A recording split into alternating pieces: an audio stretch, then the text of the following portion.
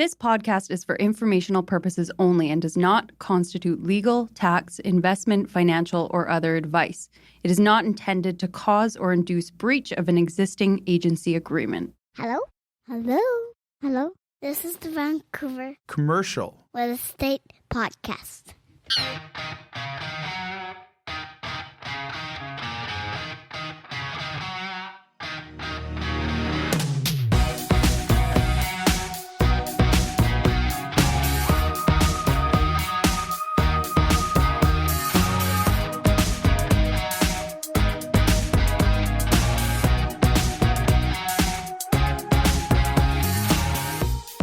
And welcome back to the Vancouver Commercial Real Estate Podcast. I'm Cory Wright.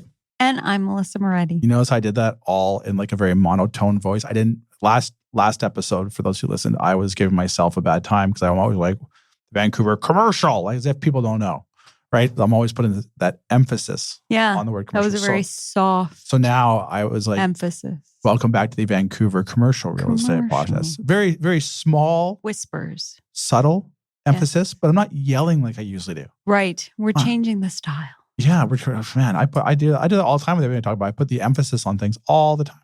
It's ridiculous. All the time. I need to learn not to put all the emphasis on every word I say. Yeah. Well, Melisa, on the program today, we have Cam Archer, for those who listened to his previous episode, from Orion Construction, joining us today. We wanted to highlight the Richmond market, because as we talk a little bit about on the program there, I really feel like Richmond's almost been kind of left out of the industrial world. Like you had so much emphasis on Vancouver, and then you've got like Surrey obviously had a major boom and still going through a boom. Then you had Burnaby. But Richmond, from a logistical standpoint, sits between two ports, Vancouver and Delta, and has this small thing called YVR. So we wanted to bring Cam on the program today to talk about that. They've got some exciting projects going on in that area, including Bridgeport Central, which we talk about. So we wanted to reach out to Cam, bring him on the program, talk all about Richmond, because I feel that Richmond is going to come back. Pricing has fallen there like it has in every market. But I do think you got a little bit of upside because Richmond is kind of like a little island. There's only so much land available. Yeah. A lot of them are infill projects. So this way, there's a lot of opportunity probably in that market. So we wanted to highlight on. There we go. Speaking of markets, you were telling me before we went on how busy you have been. Now, is that a you problem? You're that busy, or is that a market thing kind of turning around now that we have the BOC meeting next week on the 23rd? That's a good question. I don't necessarily think the market has shifted in any sort of way. It's kind of been stable. Inventory's building up. But I think it's coming. I really do. I think in the next... Well, so when you were telling me all the deals that you were doing, you were just purely bragging? Absolutely not. No. No. Okay. Well, no, you were saying that you've done so many deals this month. You could pack it in for the year. You've done so much, but no one else is doing stuff. That's okay. You can brag. It's fine. That is not what I said at all. Okay, I said I'm tired because I've worked a lot in the last few days because I've had a lot going on. All the subject removals and closings and like, I get it. But my clients have been taking advantage of the market because it's a very good time to be a buyer. And I instill confidence in them. And so we're moving. It's a great time. There's a lot of product out there.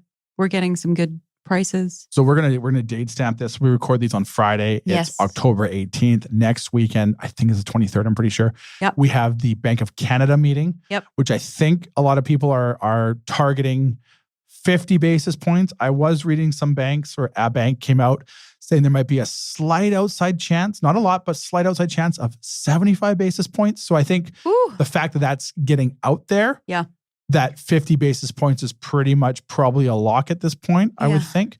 And then we have our December 11th meeting, which I think a lot of people are anticipating maybe another 50. So you may be looking at 100 basis points between now and the end of 2024. Merry Christmas. Well, and if you think about it, like I have clients now, we have something under contract and they're not closing till January. So if the interest rates it could be down, free by then. It's basically going to be so free. Right now, the Bank of Canada rate is 4.25. If, let's say, hypothetically, we get our 100 basis point drops, we're looking at 3.25 for the overnight post rate heading into 2025. And you're getting pricing of, prior to the big boom of all the buyers coming back because interest rates have come down. I think everyone's doing that how low can it go thing. And then once Chris Scalena from Global TV says the Bank of Canada's come out and they figure they've bottomed their rates, is going to cascade right back in. Because last time I checked, there's not people leaving this country. There's more people coming into this country. Yeah. Demand is only growing. We haven't been able to get projects out. Projects have been it's been stalled and delayed. That's a really good point that Cam makes on the program there about the gap in the development and how much it's going to impact it. The same gap is going to be felt on the residential side. So emphasis on gap. Huge emphasis on gap. That might be a little too loud. I might have to edit that down. But without further ado, let's get to our interview today. Cam Archer, sales and marketing, Orion Construction, and we're talking Richmond today. Great industrial opportunity. Let's Enjoy, go guys. to Richmond. Enjoy, guys. This podcast is presented by Impact Commercial. Impact Commercial, John, Alan, the team over there are fantastic. They've all been on the show. They have, yeah. Friends of the show. Great guys. Wealth of experience. They can help with all your commercial financing needs. Whether it's owner-occupiers, land development funds, commercial investments, or multifamily, these guys got you covered. And they recently obtained their CMHC correspondent lender status. So for all your commercial lending needs, visit them at impactcommercial.ca. That's impactcommercial.ca.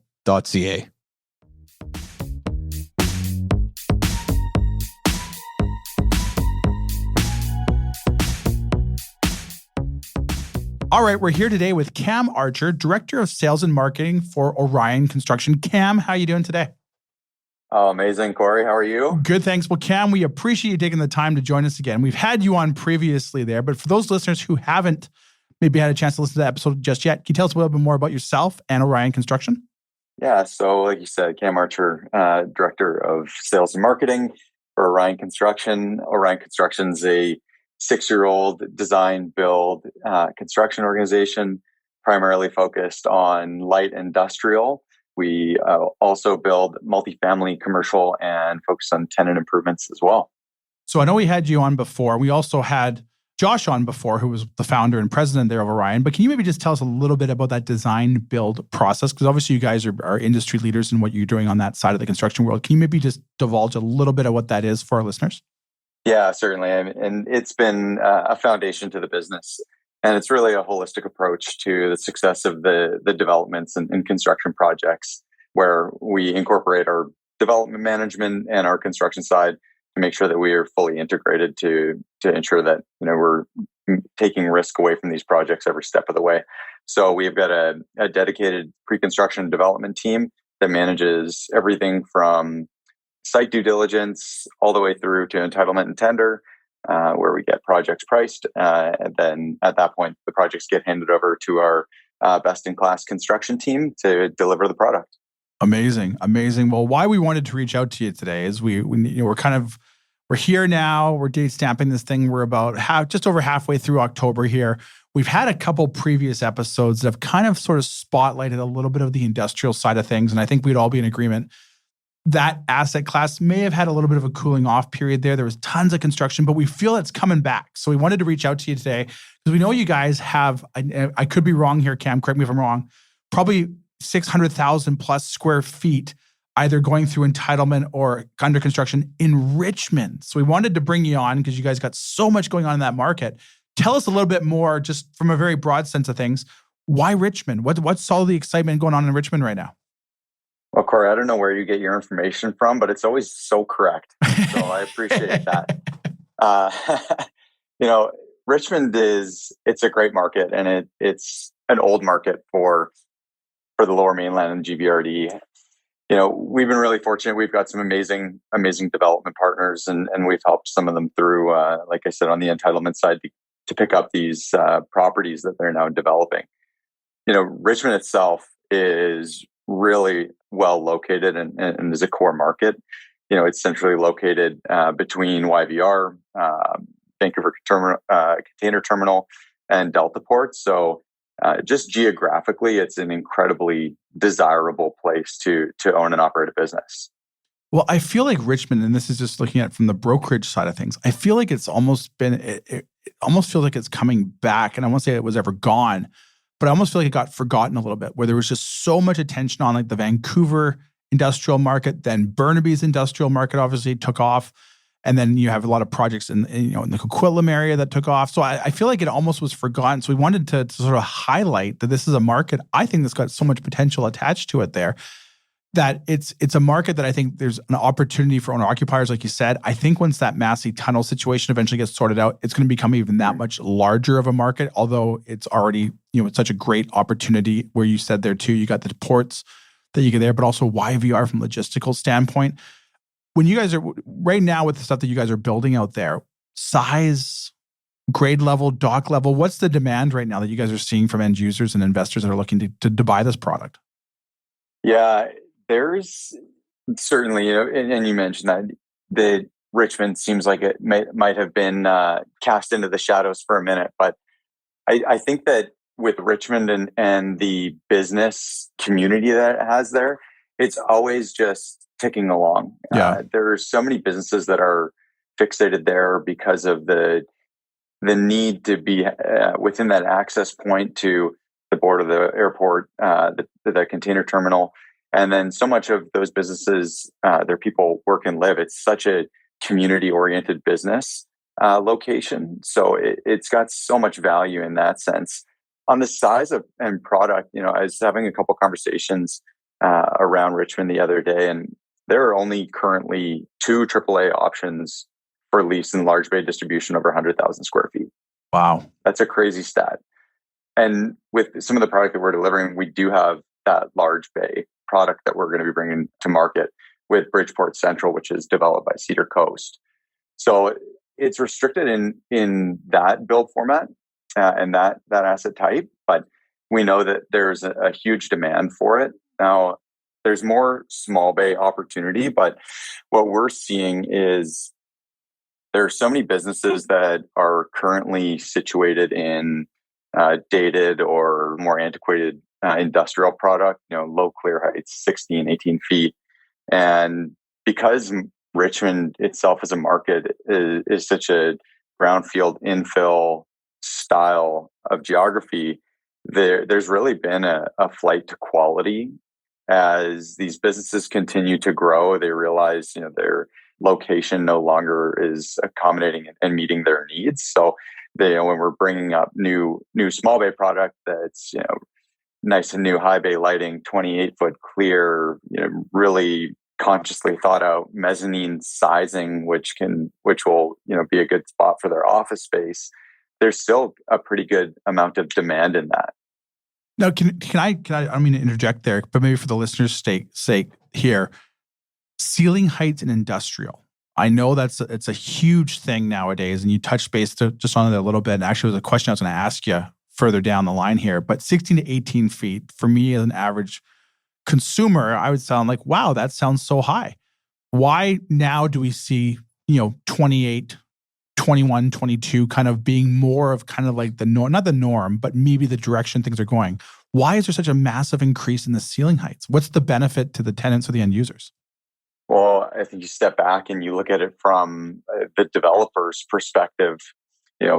These low height buildings primarily are just going to be restrictive to racking space. Yeah. So when you're looking at these new products, you're not going to go and build a 20 or 22 foot clear unless it's a very owner user specific requirement. Okay. You're going to go in and you're going to future proof these buildings to have a higher clear height. Because, like I mentioned in Richmond, it's such a land constrained market that at this point you need to build for density.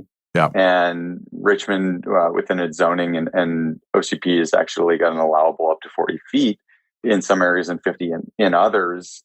So Richmond is looking and very clearly understanding and stating within their zoning requirements that we know we don't have a bunch of land to expand massive developments on. So let's go up. And that's been really well received by the market. No, I can, again, speaking from the brokerage side of things, it is becoming more and more sought after from both end users and tenants to get these higher ceilings. Because really, at the end of the day, if I'm an industrial and I'm in a business that I can get racking involved, I can go up at a far cheaper price point per square foot on acquisition than I can go out. So I can get less square footage, but now put in higher racking to give me the ability to actually have almost like a bigger footprint without having to really, really pay for it. So I think going down that direction there. It's becoming, like I said, it's becoming top of list when it comes to a lot of buyers and end users now, is getting into ceiling heights. Yeah, for sure. And, it's put us in a position to be racking specialists and understand that when we're having these conversations, we're not talking about, oh, you're at a 28-foot clear, you can put in, 24-foot racking. The conversation gets much more comprehensive and into pallet positions, weights, styles of racking. And we work with a few of the best racking solution providers to support our clients as they come and look at space, even in the preliminary due diligence on a purchase. So it's something that we're really, really focused on. Now, if I'm a buyer potentially buying into these projects, do I have the opportunity to work with the developer early days to get racking in my deliverables from the developer? Obviously, I'm paying for it. Or is that a post-purchase solution that I deal directly with maybe potentially Orion on? Yeah, it's typically post, a racking. So when you're moving into a new space and you're doing your tenant improvement in this new piece of product that you've purchased, you're going to be getting a separate building permit for your tenant improvement that's outside of the base building. Gotcha. And additionally to that, you do have a separate racking permit as well. So that's why we like to bring in the racking teams that we work with, whether it's Rack Steel, RPAC, or Constant, who are the highest level of professional in that area, to support with the permit applications for them. So we really work as an integrated team, making sure that all of the aspects of how these businesses are going to operate in these buildings is covered. Now, you touch base on one project there, Bridgeport Central, which I know is an exciting project. Can you maybe elaborate a little bit more on that specific one? Because I know there's a lot of hype around this one. Yeah, so Bridgeport, it's located at 9800 Van Horn Way. It's a 9-acre property, and it's going to total 243,000 square feet over 2 buildings, with large and mid bay being able to be a part of that product mix. So again, this is with Cedar Coast, who is a development partner of ours. But we're really excited about this project. Like I said, there's a restricted amount of large bay format product that's available in the market. So this new product is, again, I said it before, but it really is the flight to quality on the available product. Well, I can say things too that we see it all the time, both good and bad, especially in the pre-construction side of things, where people are getting product. I think I don't say unknowledgeable buyers to make anyone sound like they don't know what they're doing, but if you focus maybe primarily on a comparable price per foot of what you're paying, you are far better to pay slightly more to get a far better product. Because I almost feel sometimes like the gap or the delta between kind of the good product and the okay product is quite large. It's not a matter of I'm just getting a slight step up here. It feels like it's a huge step up. So when you talk about flight to quality, that is one thing I think that I try to emphasize to our teams and our offices when people are buying stuff. The quality of the developer and the quality of what you're paying for is worth every penny and then some, versus trying to cut costs out of the gate, because it just comes back to haunt you over and over again. So I'm glad you touched base on that. It's one thing we always stress when people are looking to buy stuff. Yeah, for sure. And one of the unique things about the project is, one of the challenges that people face in, having a smaller business footprint, say under 10,000 square feet, is getting that dock loading ability into their space. And that's one of the unique things. And really one of the areas where we're incredibly cognizant and design for the product was that we're able to provide docking grade loading in units as small as 8,200 square feet. Wow. And that is a huge value to the market. And for those listeners who may not understand completely, dock loading, you can back a semi truck. You literally have a dock there you can load directly in, versus grade loading. The door falls down to the floor, or sorry, to the concrete level. So you don't have that same ability of loading those type of trucks unless you had a forklift type of thing for the palleting system. So to get dock level loading at that square footage, to me, seems very unique. Yeah, absolutely. I mean, typically you're going to see it in a bigger footprint. So this does offer that opportunity. Well, Cam, I know there's, you guys obviously have tons of projects going on throughout the province, as you alluded to. Is there any other areas throughout the province, obviously, that you guys are excited about, or you have some great upcoming projects that we can shine a light on? Yeah, certainly. I mean, we have just a bunch of projects under construction right now that we're really excited about. One that comes to mind is Arcade Bar project out in Mission, which is a 2-phase project for 400,000 square feet. Wow. This project's being delivered over 2 phases with large and small bay in each phase. Yeah. The cool part about this project is that it is the first new industrial product being delivered in Mission in 25 years. And from the early sales, that's absolutely reflected that there was pent-up demand in the market, with some really great early sales on the small bay product in a market that's been relatively quiet. Yeah, no kidding. Well, one thing I'm curious to get your take on this. So you guys are working with developers very early on in the project process.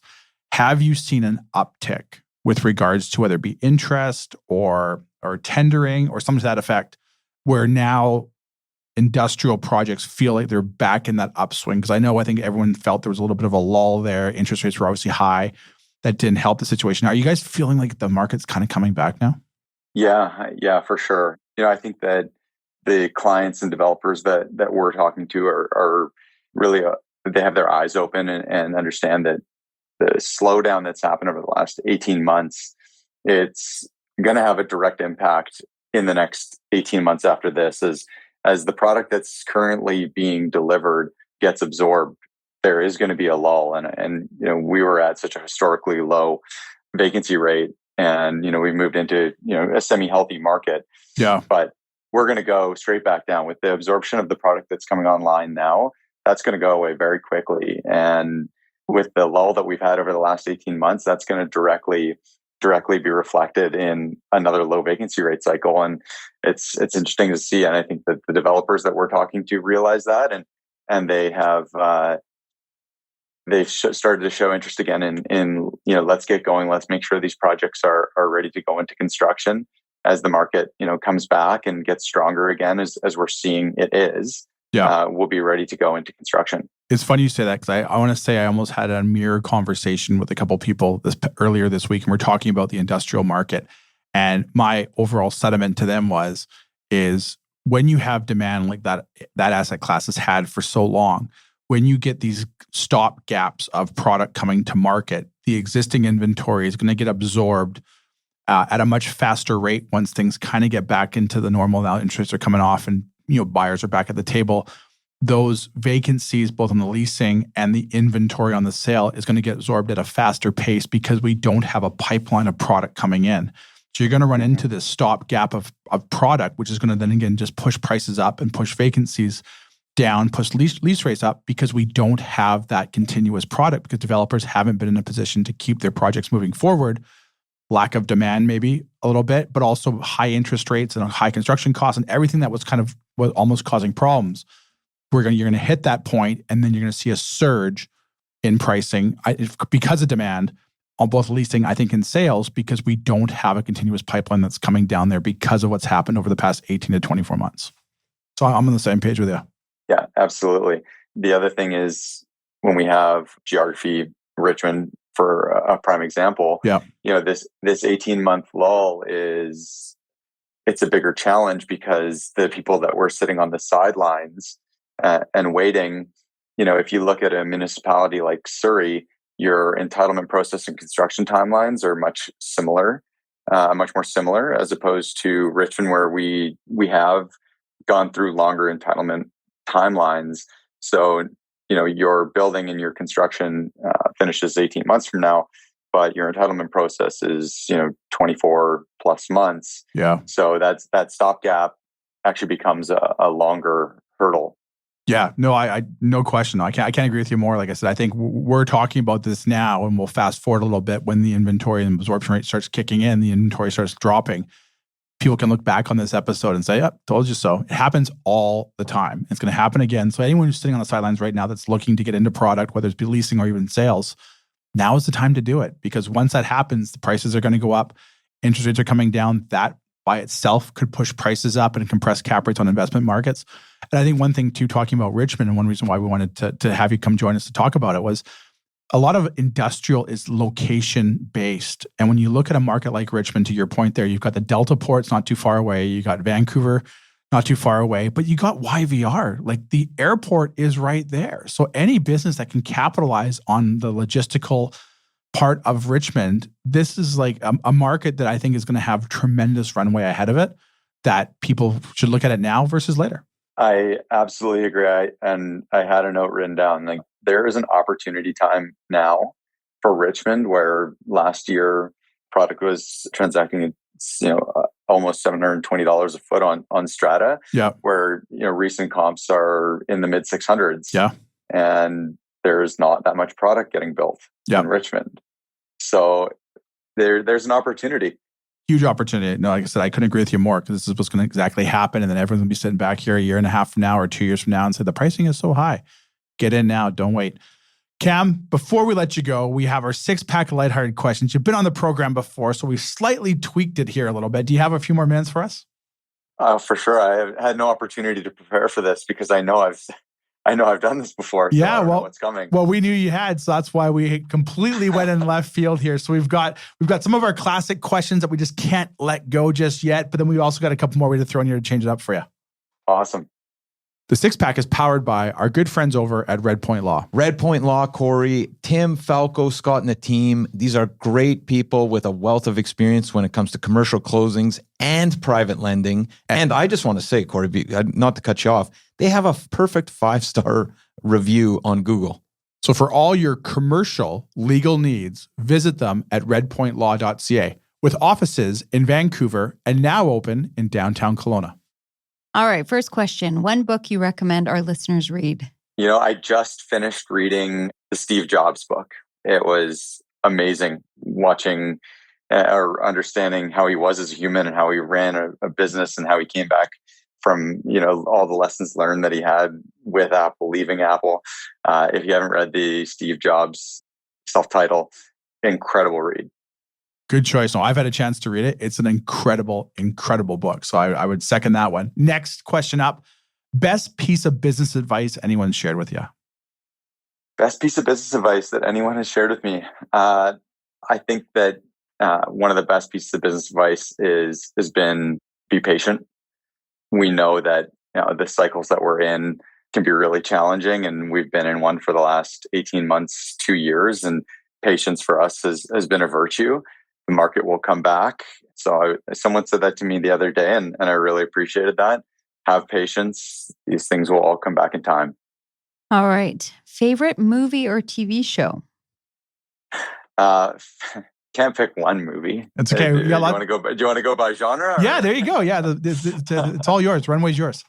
For movies, I would say in an action movie, I would have to go with Top Gun.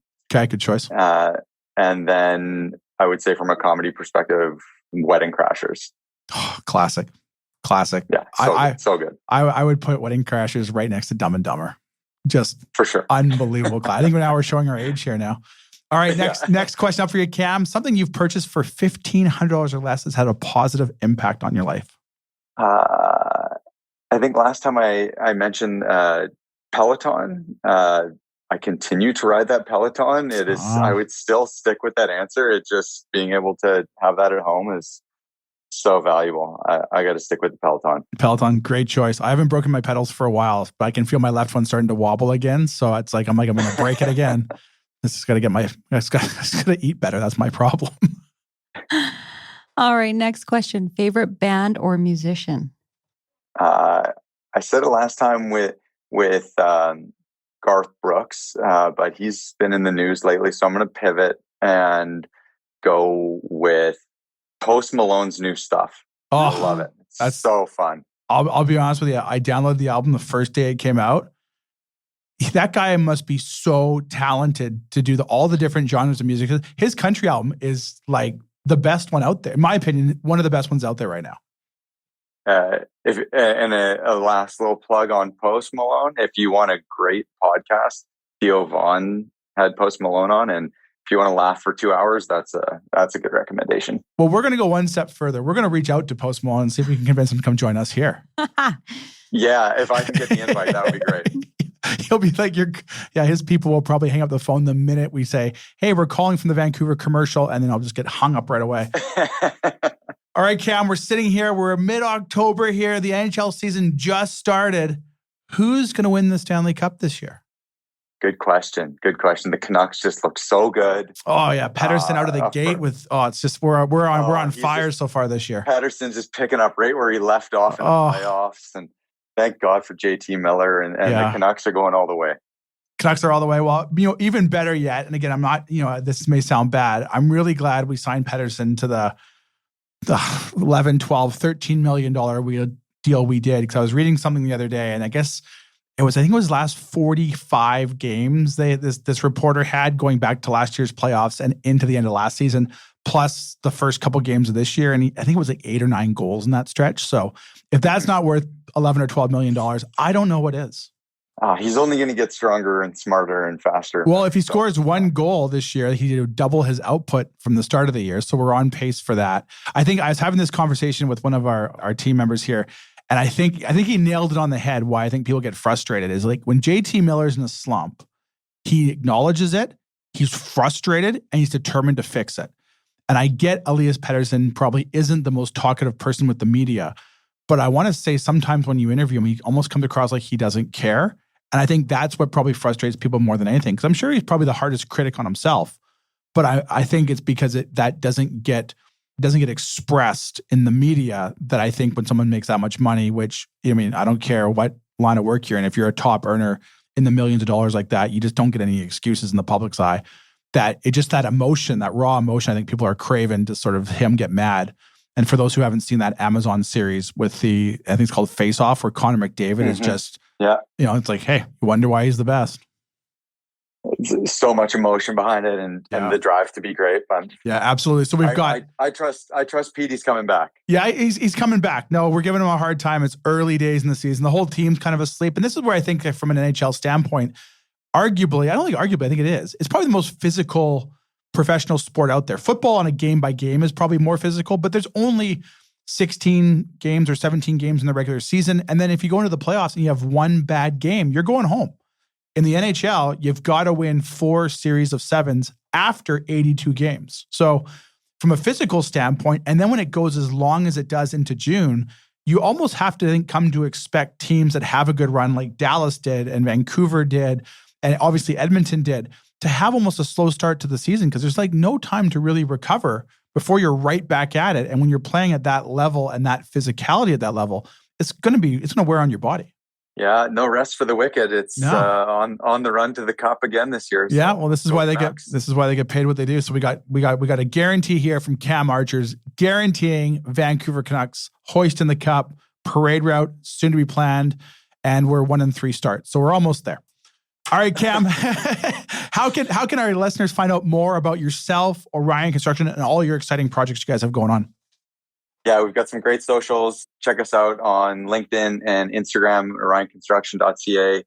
And I'm on the website, so if you want to get in touch with me, please feel free. Amazing, Cam. Thank you once again for taking the time to come talk to us all about the exciting projects going on in Richmond. Thanks, Cory. Thanks, Melisa. Thanks, Cam. Take care. Bye-bye. Bye.